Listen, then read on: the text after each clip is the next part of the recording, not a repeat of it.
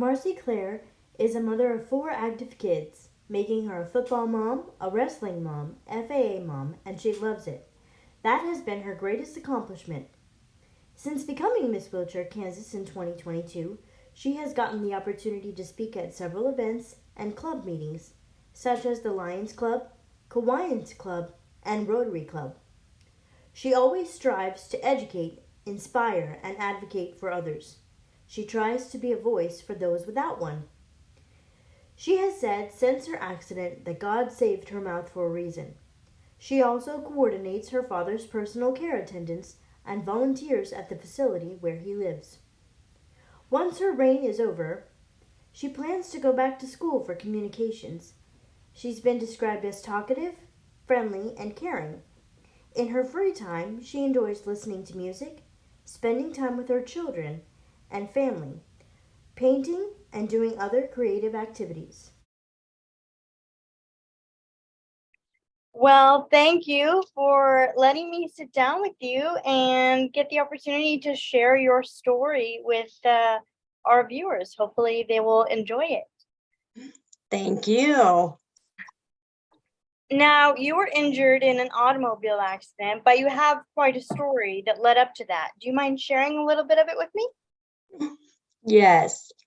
My injury was back in 2016, where I had went through a really bad divorce and I didn't handle it very well. And I ended up hanging out with the wrong friends that led to doing some drugs. And that led to one bad decision that led to another bad decision that eventually led to the wrong boyfriend, who was very abusive emotionally and physically. And when I tried to leave him, he ended up stalking me and eventually taking me against my will and holding me for about 2 weeks. And finally, after a little bit of liquid courage, I saw that he left the keys in his truck and he wasn't paying attention to me for once. So I quickly ran, jumped in, and took off. And that was when my accident happened. I ended up missing a curb and I overcorrected. And when I overcorrected, I ended up rolling the truck 7 times, being ejected out the back window, and the truck landed upside down on top of me. However, it was the bed of the truck covering me right where the toolbox had been. And if I could have moved, I would have been able to touch the crushed back window or reach my arm out from underneath the bed of the truck. So it was just placed perfectly over me. And when I realized I couldn't move, I just prayed 3 simple prayers. Lord, I don't want to die. I want to see my babies again. And please let somebody find me fast. And they did. And ended up with my C6, C7 incomplete spinal cord injury. But it was definitely a blessing in disguise because it got me away from the guy. Never ever have had to worry about him since then, and never touching drugs again. I have overcame so much since then. That is incredible and such a powerful story. And obviously, we're just getting started, so you're going to share a whole lot more. Before I get into my next question, I kind of have one that I wasn't even really planning to ask. Clearly, you had children before your injury. What was their response to all of this? Well, my kids are so spaced out in age, it varied. I mean, right now, my daughter is 26, and then I have 3 boys, 21, 16, and 10. And so they were 3, 10, 15 or 16. And I think Haley was 21 at the time. So, like I said, their reactions were all different. Haley was mad at me and then very relieved. And same with Keenan, who would have been about 15 or 16. And then the two younger ones just were young enough, they didn't really understand, but they, when I woke up in ICU and really knew what all was going on, and just I was just so grateful to be alive. I really didn't care about my injury or anything. The sheriff, everybody said that the guy and his family, they were tracking me. And so when the sheriff and them were all at the site of the accident, he showed up with his family. And separately, I told mom, I said, he would have killed me if he found me first, and it would have looked like the accident. And the sheriff told my mom separately the same thing. He would have killed her if he would have gotten there first, and it would have looked like the accident. And my kids all just felt that too. And so when I woke up, they were all at my bedside. It was Mother's Day. And yes, and the doctor said my left great toe moved. So that was such a powerful day. And just at that point, everybody was so forgiving, so relieved. There was just so much love that it really just overpowered all of the mistakes that I had made kind of leading up to that. And at that point, I knew I was never going to make those mistakes again. And they were all very forgiving and love. Wow, you have an amazing support system, and that is incredible. I'm sure that was very, very helpful after your injury, and just especially with all the unknowns. Speaking of that, all the unknowns and the things that you were unsure of, what fears did you have after your injury? Was there a dark period of time? What was that process like after you realized, well, first of all, I'm alive and I'm okay. So what went through your mind then? Well, really, at that point, I did have such an amazing support system between my family, friends, and all of that, that really kept me lifted up in my faith, of course. But really, the only dark point was the guy, the ex. And that really loomed over us. His family and him, they really harassed us. They tried charging me for theft of the truck. And so I was dealing with all of that on top of having this injury that I was trying to recover from. And there was a lot of moments where I would just get so emotional over everything that had happened to me.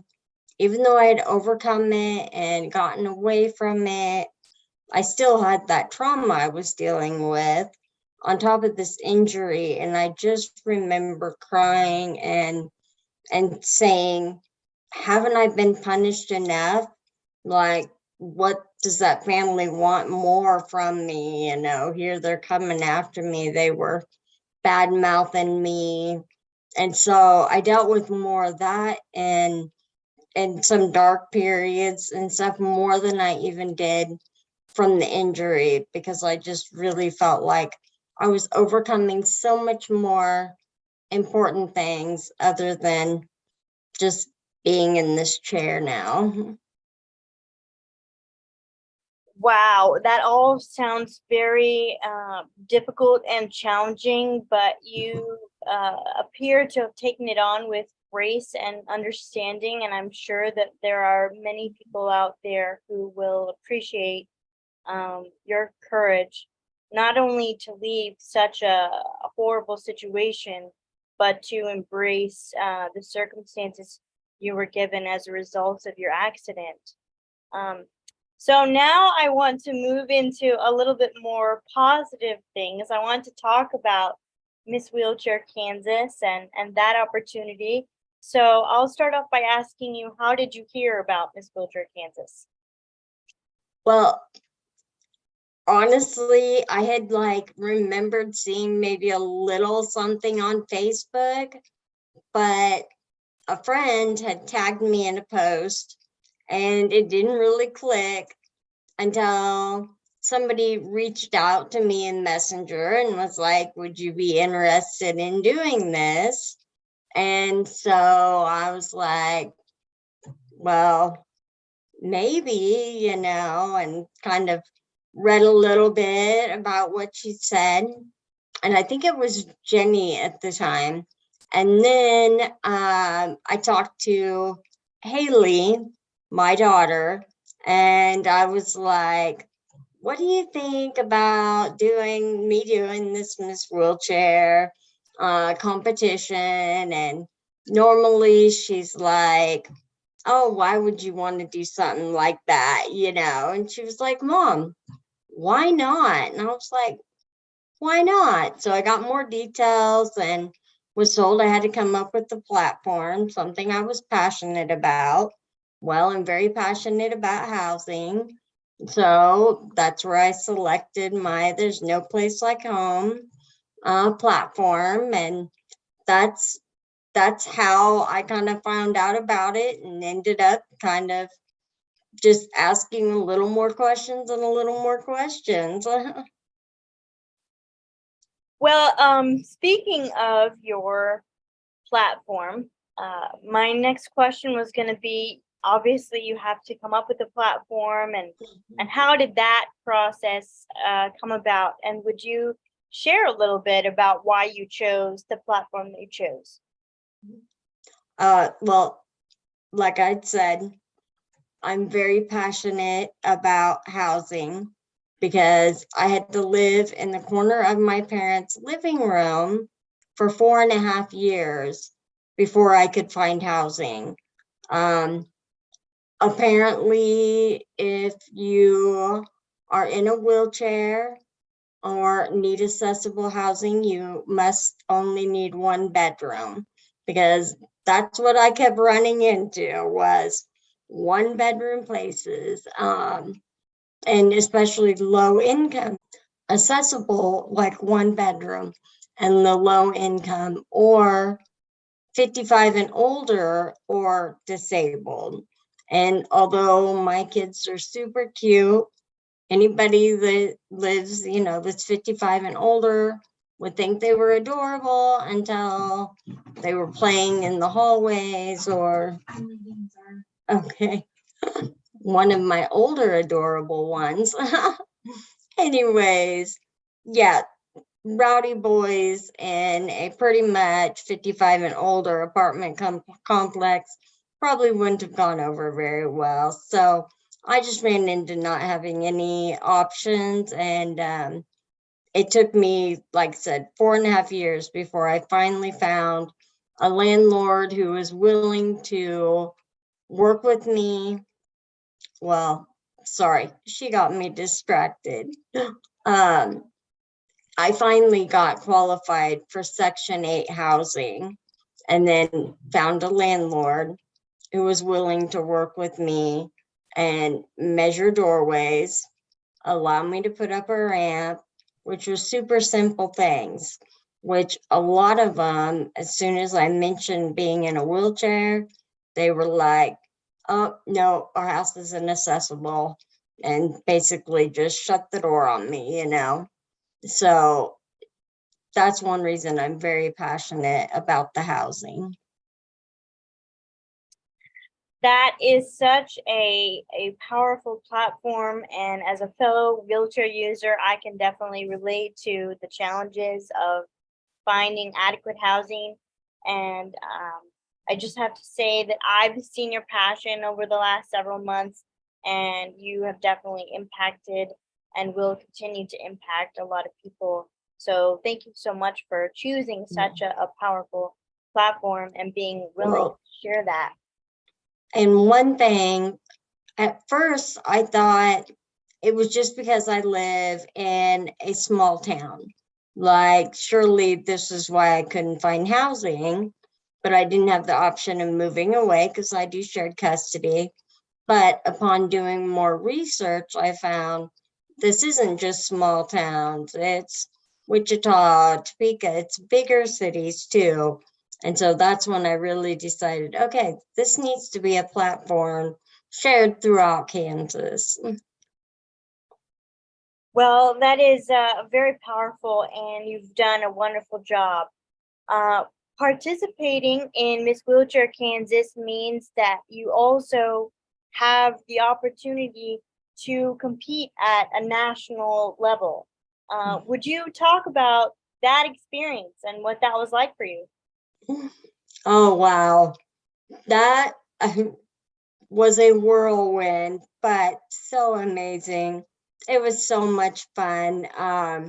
I met so many other amazing wheelchair women. And not only are you doing your little judging things throughout each day, you're doing all these different activities with all these other amazing, powerful women. And I came away from that so inspired by each and every one. My eyes opened to so many other, just, I want to say, I can't think of the right word, it's on the tip of my tongue, but just opportunities from my other platforms. So it was busy too. It was like go, go, go the whole time. And I came away from it exhausted for sure, but definitely so many amazing lifetime memories.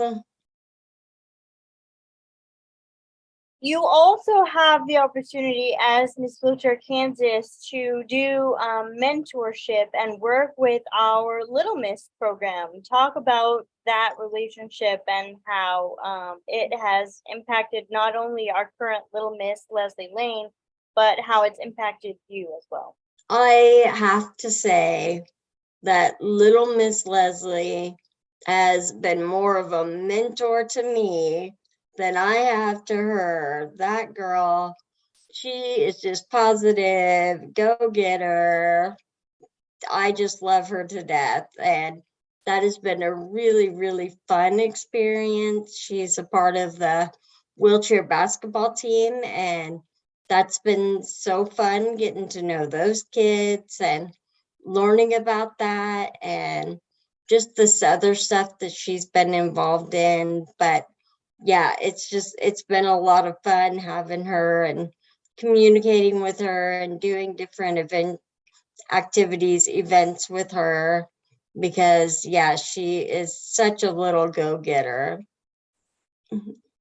That's amazing, and I hope and I'm sure that that relationship will last far beyond when you both move on from Miss Wheelchair. And I'm sure she appreciates your mentorship and leadership as well.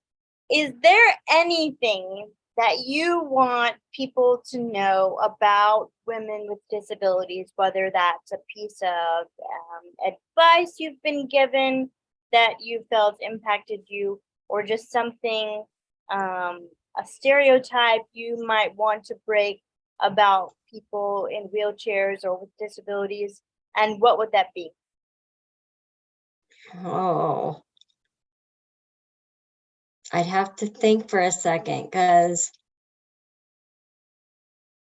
I have so much going through my mind. I mean, there's so many different things I've ran into throughout this whole opportunity so far, but just the fact that I feel like people think that there's so much more that we need, or that, I'm trying to think of the right words here. I feel like it's so much simpler living in the wheelchair, like going places, doing things than people think. They don't realize that we can do a lot of the same things that anybody able-bodied can do. We just do it a little differently, and that's it. And people need to know that. I would definitely agree, and I think it's a wonderful point to be made. And I appreciate you sharing your opinion. And I want to thank you so much for allowing me to sit down with you and get your story out, and really just hopefully continue to impact people with your powerful message. So thank you so much. Yes, thank you for having me, and I'm glad to.